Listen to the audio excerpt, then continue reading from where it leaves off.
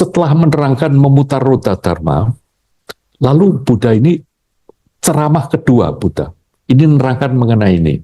Ini begitu sering disalah pengertian. Ini disebutkan anatal, apa artinya anatta lakkhana sutta. Jadi gini, saya pelan-pelan ya nerangkan. Ini yang orang bilang bukan saya, tidak ada saya dan sebagainya. Kalau tidak ada saya yang duduk di sini siapa? Bukannya tidak mungkin. Mesti ada saya kan di sini. Di situ juga ada kamu, ada kalian, ada umum, ada. Pokoknya orang bilang tidak ada saya itu artinya gini loh. Dulu atau kita pun percaya kadang-kadang bahwa di dalam Salim ini ada Casper Salim. Ada satu sosok Salim di dalam saya ini. Si sosok Salim ini yang bilang, kamu ke kanan, kamu ke kiri, kamu ngantuk, kamu tidur. Seakan-akan ada sosoknya yang membicarakan, you have to do it like that. Yang gelondongan yang terpisah. Bahkan dibayangkan,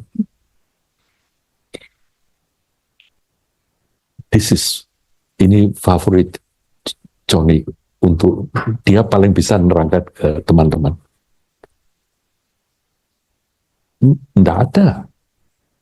Nanti kalau misalnya meninggalkan hidup ini, gitu ya, itu bukan berarti lalu ada Johnny kecilnya yang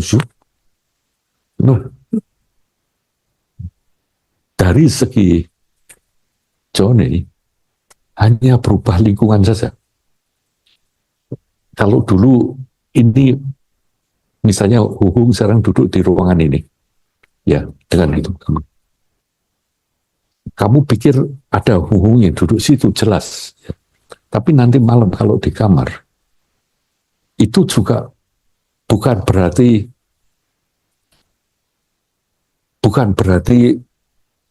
ada, ya betul, ada sosoknya Huhung yang pindah ke kamar sana, makanya bisa lihat ada Huhungnya, ada kamarnya. Tapi Huhung yang nanti di kamar dan Huhung yang sekarang ini sama atau tidak sama?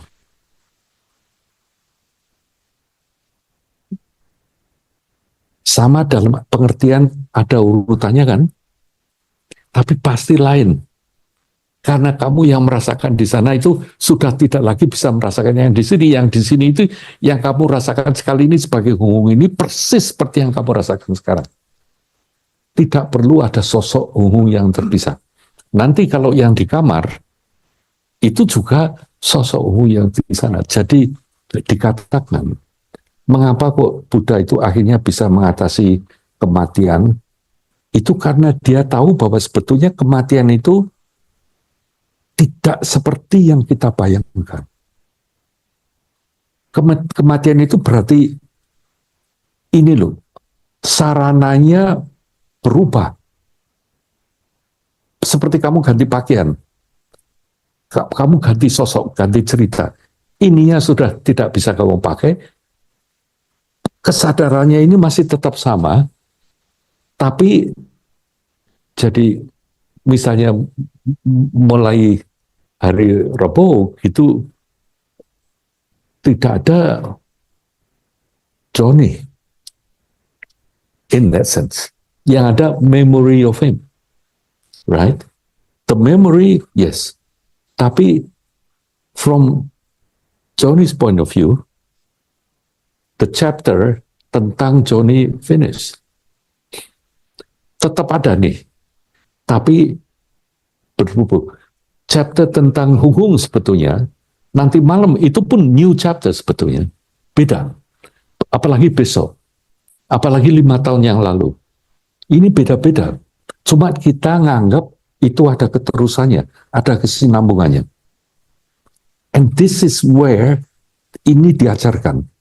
Bahwa sebetulnya tidak ada seperti itu yang gelondongan di sini, yang nanti terus, makanya tidak ada yang lahir kembali. Let me explain. Istilahnya bukan lahir kembali, tapi akan ada terus kesinambungan hidup. Jadi sekarang kita ketemu nih ya, Mas. Karena kita pernah ketemu sekarang, yang minta izin nih, mau tidak mau kita akan ketemu berkali-kali loh ke depan.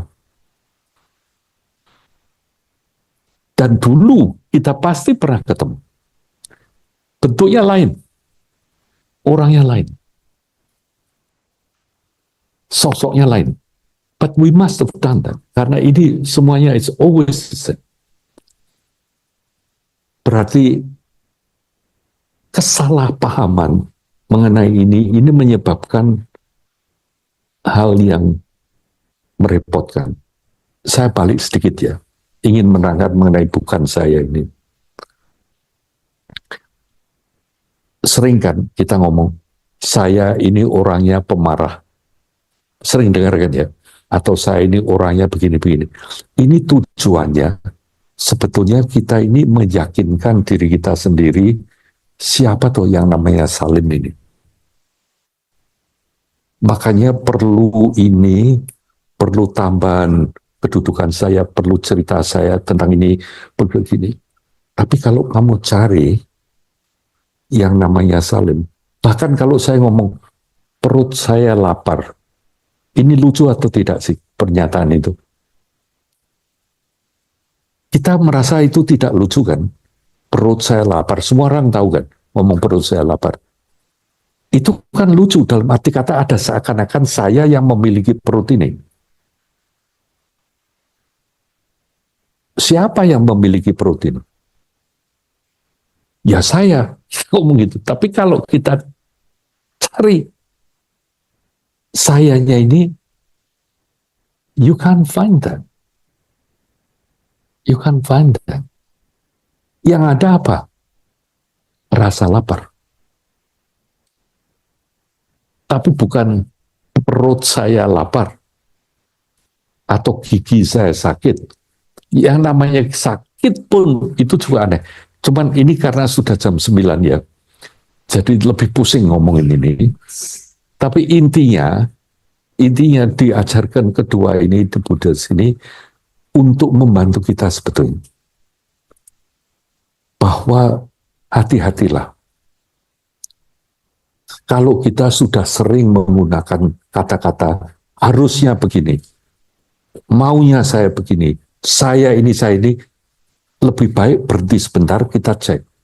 What's happening here? Kalau kita ngomong, ini seharusnya seperti ini, saya inginnya seperti ini, itu artinya kita lagi ingin membentuk sosok si Salim ini loh. Dan Salim ini memaksakan keadaannya harus seperti ini, seperti ini. Yang ada apa sebetulnya? Hanya yang kamu alami. Ini besok kita akan membicarakan mengenai ini dan sutranya beautiful mengenai ini. Tapi saya ingin memberikan, jadi kalau dibilang kemarin yang diomongkan oleh Papa ya, Pak Ismail mengenai suka dan asuka atau duka, senang atau nggak senang, yang neutral di sini itu yang namanya wedana. Yang merasakan itu siapa gitu? Lalu kita bilang saya senang, saya tidak senang. Pernah kita cari yang namanya Angie? Did you ever find her? No, but you always think. Dan kita ini selalu bikin selfie. Kalau nggak percaya ya, tiap pagi kamu itu kan tercengang melihat dirimu sendiri di kaca. You almost disbelieve. Do I look like that? And then you have to mulai transform.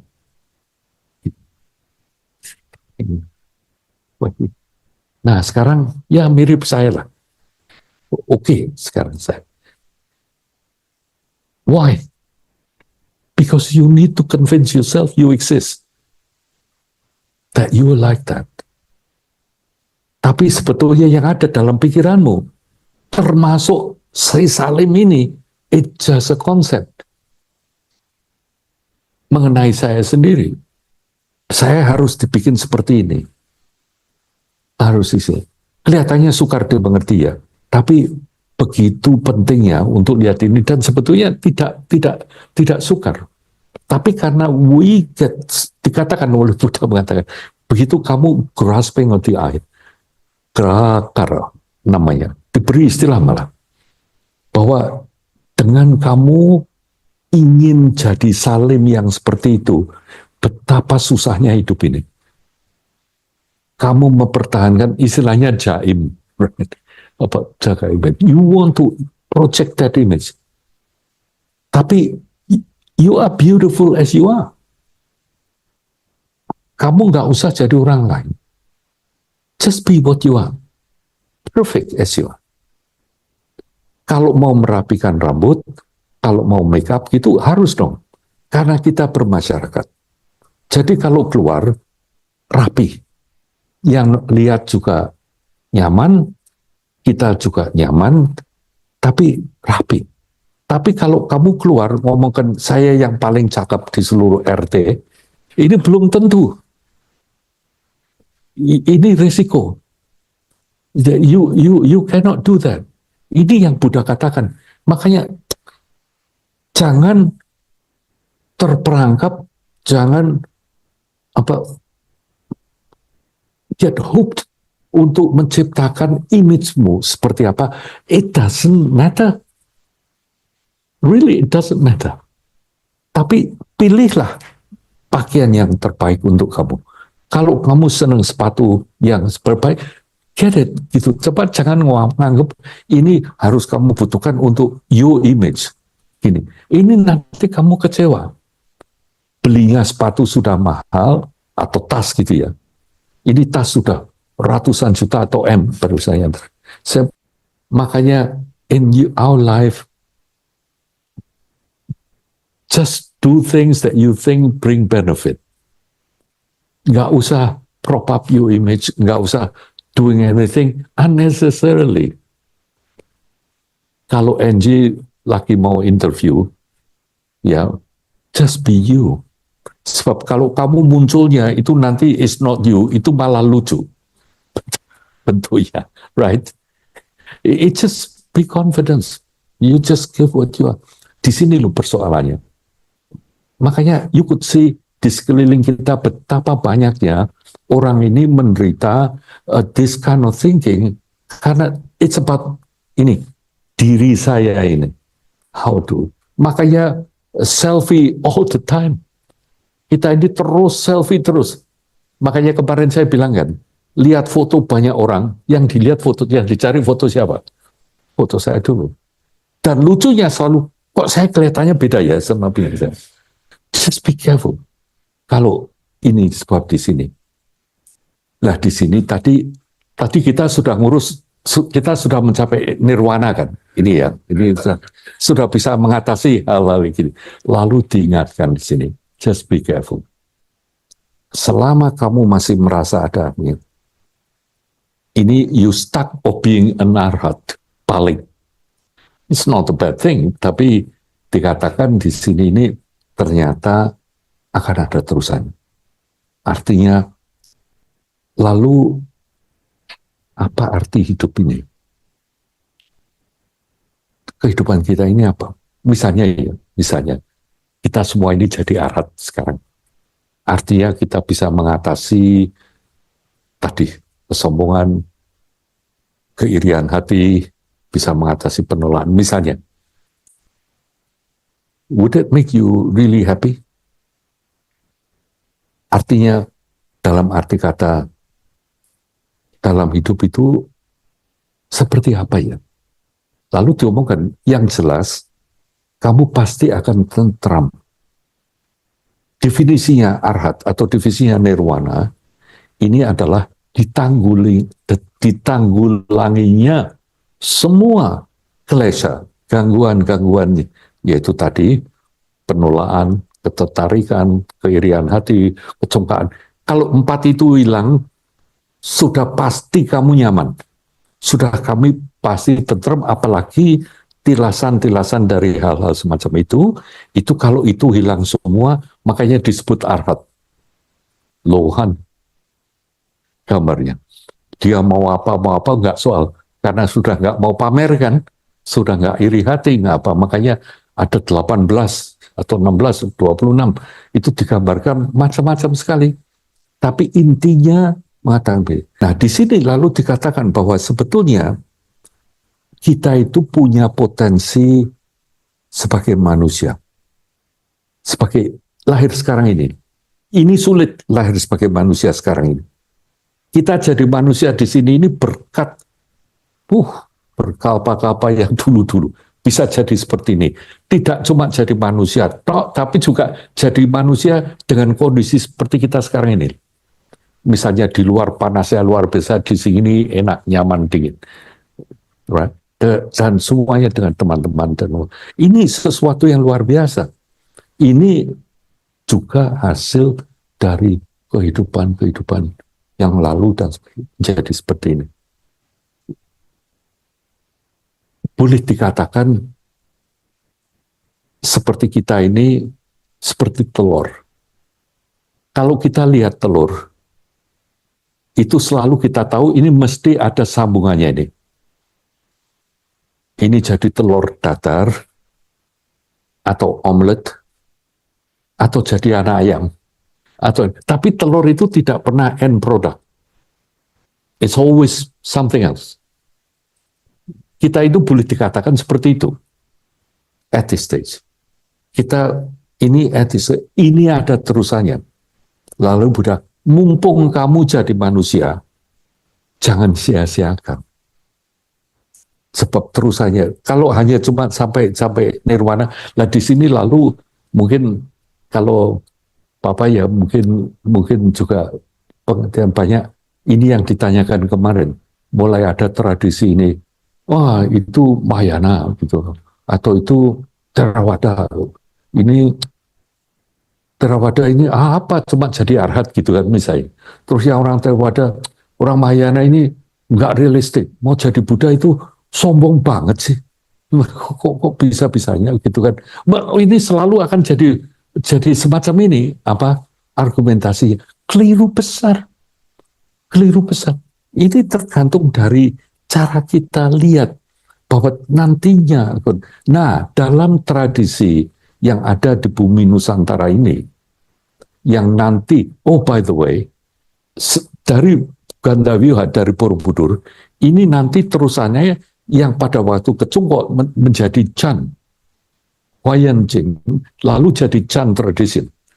Dari Chan Tradition yang nanti jadi Zen, yang di Jepang. Ini terusannya dari Borobudur ini. Dari Sutra Gandavyuha ini terusannya. Jadi ini pada waktu itu pengetahuan tentang Buddha Dharma itu tinggi sekali. Luar biasa sekali. Nah, makanya terusannya seperti apa? Lalu ini di dalam Sutra Anatta Lakkhana ini Buddha lalu menjelaskan ini, tapi ya karena saya juga sudah terlambat ya. Ini tapi intinya Buddha mengatakan ini badan ini bukan saya kan. Yang namanya Anji ini kan bukan tanganmu, bukan wajahmu, bukan rambutmu, lalu siapa? Tapi kamu tahu ada ini, kemudian diberi nama oleh Papa dan Mama, mungkin oleh Akong juga Anji.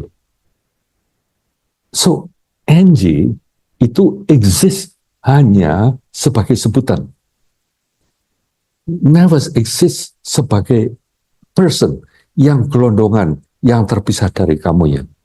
Tapi kita lihat semuanya di sini, ini itu sudah menjadi sesuatu yang menyeluruh gitu. Dan I know that kalau nggak begitu kan kita nggak bisa sebut menyebut. Misalnya Angie lihat foto Angie waktu Angie umur 5 tahun. Was it you? No. Yes. Kalau kamu ngomong ini ada terusannya. That was my memory. Waktu Angie 5 tahun difoto seperti itu, right? Is it the same NJ? Absolutely not. Bedakan Hum. Pada waktu Hum umur 5 tahun dan sekarang. Beda atau sama? Paling tidak ada 2 level. Dari segi cerita tentang Hum, ini ceritanya nyambung. Waktu umur 5, umur 6, sampai sekarang. Ceritanya. Tapi dari segi yang ada, Hum sekarang, ini tidak ada kesamaannya sama sekali dengan Hum yang umur 5 tahun. Tidak ada satu sel pun di badan Hum yang sama. Tidak ada pikiran sekilas pun yang sama. Tidak ada sama sekali. Jelas lain. Dan tiap saat kita ini lain. It's all new. All fully new. Tapi kita butuh kepastian bahwa ini tetap jadi salim, tetap Hum, right? Makanya kita nganggap itu sama. Makanya misalnya Hum ingat pada waktu umur 5 seperti apa hidup Hum. Nah, makanya sekolah akhir, ini loh kesempatan untuk bikin masa lalumu bahagia. Ternyata it's not too late to make a happy childhood. Sebab tergantung kita loh. Kalau yang kita ingat adalah masa kanak-kanak yang bahagia, ya bahagia. Karena itu hanya ingatan. Tapi kebanyakan orang ingat yang tidak bahagia. Kita ini punya keahlian, ingat sekali. Hari Jumat tanggal 13 April 3 tahun yang lalu, saya dihina oleh orang itu di depan restoran ini. Kita ingat sekali. Padahal penderitaanmu, sakit hatimu, kecewaanmu, happened many years ago, masih kamu ingat-ingat, kamu bawa sekarang, dan kamu merasa terhina, gitu misalnya. Lucu kan ya? Tapi itu it's only memory, right? Tidak mungkin kan dihinanya kan tahunan yang lalu, tapi kita bawa terus sampai di sini. Nah, padahal kalau misalnya mau ngingat yang enak-enak, ya bisa kan? Dan ternyata ini tadi lihat di Karma Wibangga ini dikatakan, salah satunya, ingat ya, kata-kata Karma Wibangga itu apa? Apapun yang kamu kerjakan, kamu pikirkan, kamu ucapkan akan membuat dampak, right? Jadi, kalau sekarang, itu misalnya ya, isinya itu hanya, misalnya bikin sekolah untuk anak-anak, supaya anak-anak happy, terus you always take care of your girls, semuanya happy, dan hatinya selalu penuh kasih sayang, dan kepekaan, dan segala macam. Kamu akan dipaksakan melihat hidupmu penuh kasih sayang, penuh kepekaan, penuh kasih, penuh belas kasih, penuh perhatian, penuh kepedulian. Karena sehari-harimu begitu. Ini loh karma. Ini pentingnya mengapa jadi orang baik dalam inverted comma dalam agama Buddha ini masuk akal. Kalau kamu jadi yang namanya orang baik dalam agama Buddha ini, pengertian dalam Buddha Dharma ini, kamu akan dipaksakan melihat hidupmu dari kacamata kebaikan.